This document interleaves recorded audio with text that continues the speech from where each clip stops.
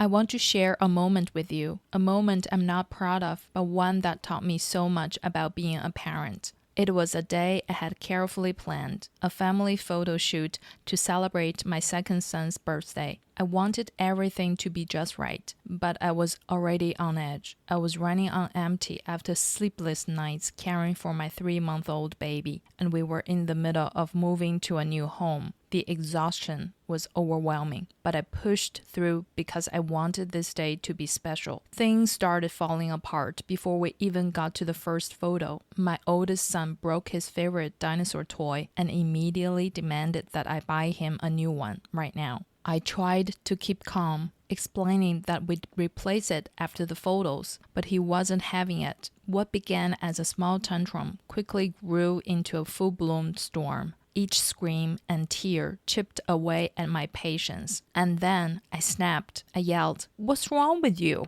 and grabbed his arm in frustration. I warned him that if he didn't stop, I would punish him. Out of fear, he finally complied, but the damage was done. His tears stopped, but the look in his eyes, hurt, fear, confusion, cut me to my core. That night, once the kids were finally asleep, I sank into the sofa, completely drained. The guilt hit me like a tidal wave. I replayed the moment over and over in my mind. Why did I yell? Why did I let it get to this point? I should have done better. I thought about all the parenting books I read, all the strategies I knew by heart. I knew better, but in that moment, I failed. I worried that I'd hurt my relationship with my son and that the way I'd reacted might leave a lasting impact. I wondered if all my efforts, the reading, the learning, the trying, were even worth it if I could lose my temper like that. Looking back, I realized the hardest part of that moment wasn't the tantrum or even my reaction. It was the aftermath. It wasn't my son's meltdown that drained me. It was the shame and guilt I felt afterward.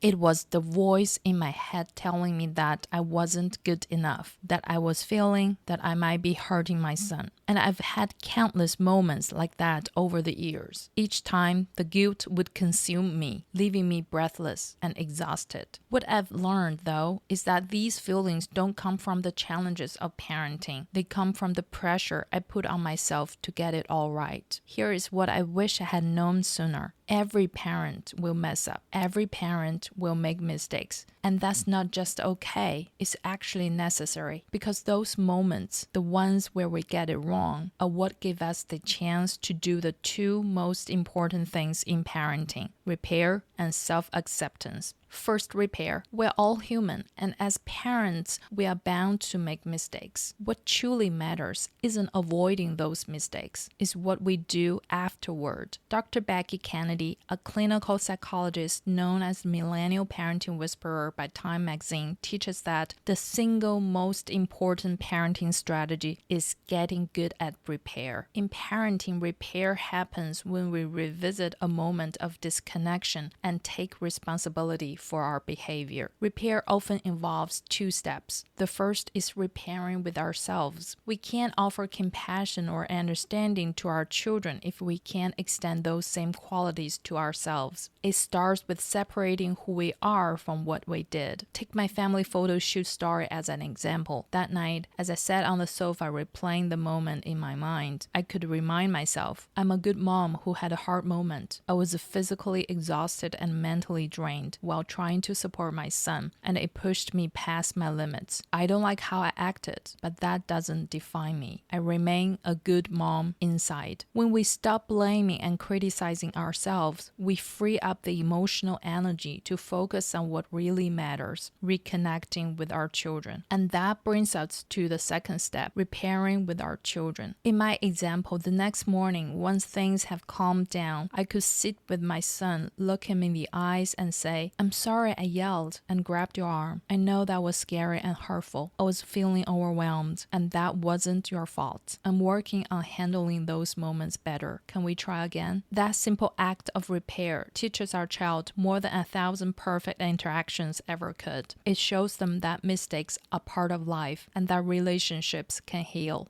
It teaches them that love isn't about never messing up. is about being willing to take responsibility, apologize, and grow. By modeling repair, we give our children the tools to navigate their own future relationships. We show them how to take accountability, how to rebuild trust, and how to strengthen bonds even in the face of conflict. This is a gift they will carry for the rest of their lives. And most importantly, remember this, it's never too late to repair. Second, self-acceptance. As parents, we often feel the pressure to get everything right. We want to give our kids the best we can, and when things don't go as planned, it's so easy to spiral into guilt and self-criticism. But if there's one thing we often overlook, is this. Self-acceptance is the foundation we need, especially in those messy moments. Why is self-acceptance so important? Because effective parenting is built on connection with our children. And to truly build that connection, the first step is accepting our children without judgment, accepting their emotions, struggles, the stage of development they are in, and everything else that comes with who they are. But here's the catch. We can't truly accept our children unless we accept ourselves first. We can't accept their emotions, struggles, or imperfections until we accept our own. When we expect ourselves to get everything right, we unconsciously expect the same from our children. We'll struggle to tolerate their tantrums, mistakes, or missteps because their imperfections trigger our own sense of failure. This creates a cycle of frustration and guilt that disconnects us from our kids. Self-acceptance starts with how we talk to ourselves. When we mess up, it's about choosing self-compassion over self-criticism. Instead of thinking, I failed, we can say, I'm human, I'm doing my best. This was a hard moment, but I can learn and grow from it. When we let go of the pressure to get everything right, something incredible happens. We become more relaxed, more patient, more present, and more connected to our kids. If I could go back and tell myself one thing as a new mom, it would be this. You will mess up, you will make mistakes, and that's not just okay. It's what makes you a better parent. Parenting is a lifelong journey with no finish line and no final score. It's not about getting it right every time. It's about showing up, learning from your mistakes, and loving your kids through it all. To every parent who feels like they're not enough, you are. The fact that you care, that you're trying, is proof of that. Those moments you think you failed, they are the ones that give you the chance to grow, to repair, to reconnect, to strengthen your bond with your child. So if you're feeling overwhelmed or guilty right now, take a deep breath. You are not failing, you are growing, and that's exactly what your child needs to see. Thank you for watching this video. Keep learning, keep growing, and together we'll be better moms and dads. See you in the next one.